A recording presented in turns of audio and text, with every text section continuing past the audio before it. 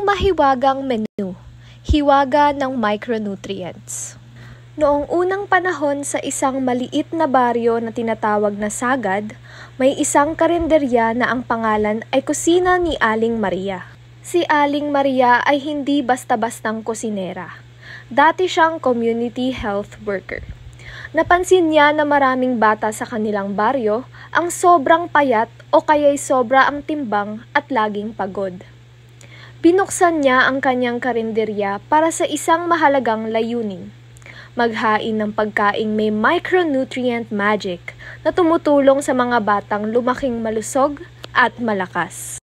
Isang maulan na hapon, dumalaw si Dina at ang anak niyang si Carlo. Mukhang pagod at hinihingal si Carlo. Lagi siyang gutom, pero sabi ng doktor, sobra na raw ang timbang niya, wika ni Dina. Baka kulang ang katawan niya sa tamang nutrisyon, sabi ni Aling Maria. Tignan natin ang aking magic menu.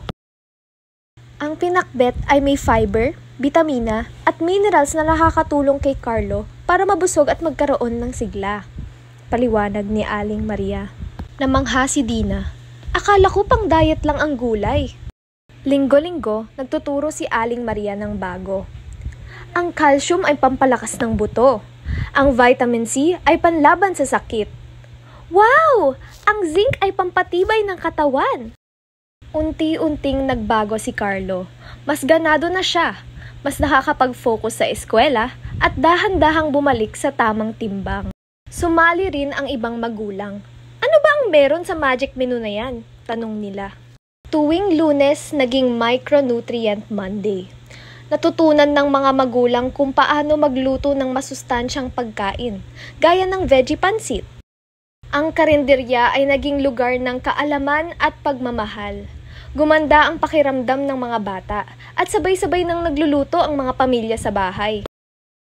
Dumating ang isang health official at nagtanong, "Anong sikreto ninyo?" Sumagot ang baryo, "Ang magic menu ni Aling Maria." Di nagtagal, sumali na rin ang ibang karinderya. Kumalat ang magic menu sa buong bansa. At ganyan ipinakita ni Aling Maria na ang tamang pagkain na puno ng micronutrients ay may dalang tunay na mahika para sa lahat.